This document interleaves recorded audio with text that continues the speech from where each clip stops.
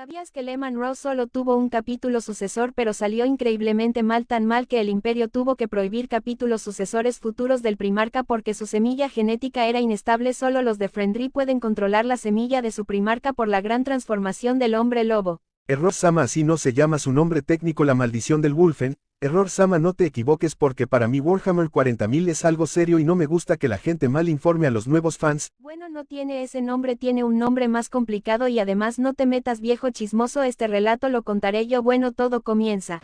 Diablo, qué difícil me la pusiste. La segunda fundación de los marines espaciales tuvo lugar 7 años después del fin de la herejía de Horus, a principios del M31. Esta fundación implicó la división de las 9 legiones astartes leales en capítulos mucho más pequeños y autónomos de 1000 marines cada uno, siguiendo los decretos del nuevo Codex Astartes del primarca de los ultramarines, Roboute Guilliman. A partir de entonces, en lugar de 9 legiones, habría muchos cientos de capítulos, y los primarcas ya no les podrían guiar en persona. En vez de eso, el Adeptus Astartes ahora lucharía a imagen y semejanza de sus padres genéticos, haciendo uso de sus capacidades. En pocas palabras, los separaron para que nadie volviera a tener un gran número de marines a su poder porque podría provocar otra herejía y por consecuencia hubieron varios capítulos que se negaron a separarse, pero eso es otra historia después de eso. Los lobos espaciales crearon a partir del legado genético de Lehman Ross un capítulo sucesor conocido como los Hermanos de Manada, y su primer señor del capítulo fue Beor Arhak Grimaeson. Se pretendía que los Hermanos de Manada fuesen tan numerosos y poderosos como sus progenitores. Se les concedió un mundo natal, Caeriol, un planeta de hielo y fuego como lo es Fenris. También se les entregó la mitad de la flota de la Sexta Legión, la mitad de su arsenal y la mitad de sus sacerdotes rúnicos y sacerdotes lobo. Debían haber sido el primero de muchos sucesores, toda una línea genealógica de capítulos fenrisianos, los hijos de Ross, capaces de conquistar un imperio estelar del tamaño de ultramar. Ese era el objetivo, ser lo bastante poderosos como para rodear por completo el ojo del terror y así evitar que los traidores se atrevieran a abandonarlo jamás. Pero como todos saben, es Warhammer 40.000, todo puede ir peor y no mejorar la situación. Sin embargo, algo salió terriblemente mal y los Hermanos de Manada fueron disueltos, dispersados por los 4 puntos cardinales, por la misma razón por la que ya no podría haber más sucesores de los lobos espaciales, la maldición del Wulfen. El código genético de la Canis Helix era demasiado peligroso como para copiarlo. La herencia que hacía poderosos a los lobos espaciales también volvía inestables a sus genomas y los hacía propensos a la mutación. Los Hermanos de Manada, localizados lejos de Fenris, degeneraron rápidamente en bestias.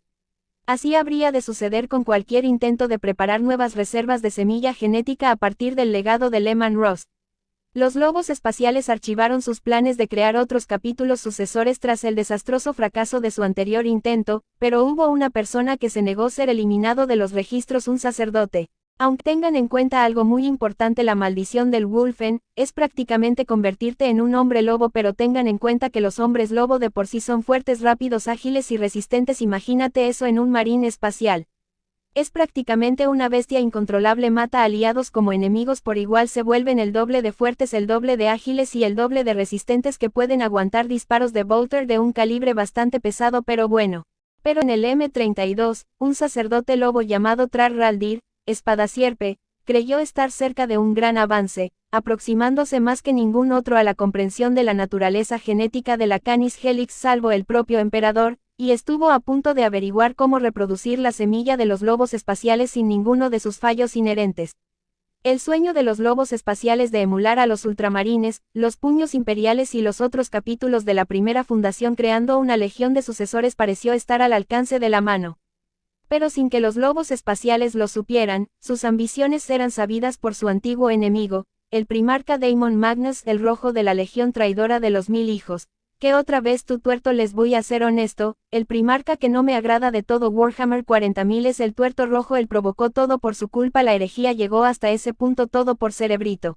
El programa de erradicación de los fallos genéticos del legado de Lehman Ross se conoció como el Templado. Durante una generación, Raldir trabajó en una cura. Ningún forjador de carne había descubierto nunca más que él sobre la naturaleza de la Canis Helix. Había descubierto que la maldición del Wulfen podía ser eliminada sin dejar de preservar la gloria proporcionada por la integración de ADN animal en la semilla genética de los lobos espaciales. Raldir refinó las secuencias genéticas de la Helix, alterándolas para que diesen la fuerza sobrenatural del Adeptus Astartes sin desatar la locura del Wulfen interior. Los productos de estos experimentos creados en los laboratorios de El Colmillo eran tan poderosos, tan rápidos y tan habilidosos como un lobo espacial normal, pero no degeneraban en Wulfen, ni sus personalidades adquirían rasgos bestiales. Poseían las cualidades que hacían guerreros soberbios a los lobos espaciales, y carecían de los factores genéticos que impedían crear nuevos hijos de Ross. Sin embargo, vivían muy poco tiempo. Ninguno sobrevivía más de unas horas. Sus muertes eran difíciles, pero no obstante Raldir había demostrado al gran lobo Eirik Eriksson que su objetivo estaba ya al alcance de la mano. Si hubiera tenido solo un poco más de tiempo, Raldir habría marcado un nuevo rumbo para los lobos espaciales, aunque el pasado de su primarca aún los acechaba un mal rojo. Tras el fin de la herejía de Horus, Magnus el Rojo estaba determinado a cobrar su venganza por la devastación de su mundo natal de Prospero a manos de su antiguo hermano primarca Leman Russ y su legión. Diseñó un astuto plan para atraer a los lobos espaciales a una trampa para llevar a cabo su desquite final. La Legión de los Mil Hijos no había sido destruida durante la batalla de Prospero, sino solo duramente diezmada. A pesar del grave daño que Ross les había infligido, los Mil Hijos aún tenían el potencial de lanzar incursiones al espacio imperial, y saber esto encendía el ánimo del gran lobo Arek Ironelm, hasta el punto de que nada más le parecía importante. Magnus provocó constantemente a Arek, haciéndole perseguir a su legión por decenas de planetas, y al final este se obsesionó tanto con atraparle que empezó a rastrear los planetas del mismo borde del Ojo del Terror. Al final, encontró lo que él creyó que era la base secreta de los Mil Hijos en el mundo de Gangava Prime y lanzó un ataque completo contra el planeta, dejando atrás solo a una gran compañía para que defendiese su mundo natal, Fenris. Aunque algo extraño, no creen que esto se parece muy pequeño, muy parecido a lo que le pasó a los Mil Hijos, con un tal dios del caos y por la culpa de un hombre. Es un poco extraño pero bueno. El astuto primarca Daemon hizo creer a los lobos espaciales que estaba reconstruyendo su devastada legión, pero en realidad Gangava no era más que un señuelo, y el grueso de los Mil Hijos estaba listo para descender sobre el mundo natal de los lobos espaciales y derribar el mismo colmillo en venganza por la quema de Prospero. El motivo de este vengativo asalto no era simplemente desquitarse, aunque la mayoría de los miembros de su legión así lo creían, sino también evitar que los lobos espaciales pudiesen crear capítulos sucesores. Para el primarca Daemon, el futuro imaginado por Raldir era uno que debía ser evitado, incluso a costa de sacrificar lo que quedaba de sus Mil Hijos. Cuando, en pocas palabras, le tengan miedo al éxito y al poder de la mejor legión. Ironelm dirigió finalmente el asalto de los lobos espaciales contra la superficie de Gangava Prime, descubrió con gran sorpresa que las partidas de marines espaciales del caos que se enfrentaban a ellos eran en realidad supervivientes de los disueltos hermanos de manada. Parecían astartes, pero estaban horriblemente mutados y alterados por la retorcida corrupción de los poderes ruinosos del caos. Aunque el gran lobo deseaba destruir a esas abominaciones personalmente, había recibido la noticia del traicionero asalto de los Mil Hijos a Fenris, así que destruyó a los renegados desde la órbita, y regresó dejando atrás a un escuadrón de naves de escolta para asegurarse de que la devastación fuese completa. Magnus sabía que Ironelm no se negaría a combatir con sus corruptos parientes, y de hecho si no hubiese llegado la noticia de la primera batalla del Colmillo, los lobos espaciales habrían pasado días cazando hasta el último de los renegados, y el Colmillo habría caído en su ausencia. Comenzó a llover. Durante la primera batalla del Colmillo, Magnus el Rojo destruyó personalmente los laboratorios genéticos de los lobos espaciales en el Colmillo.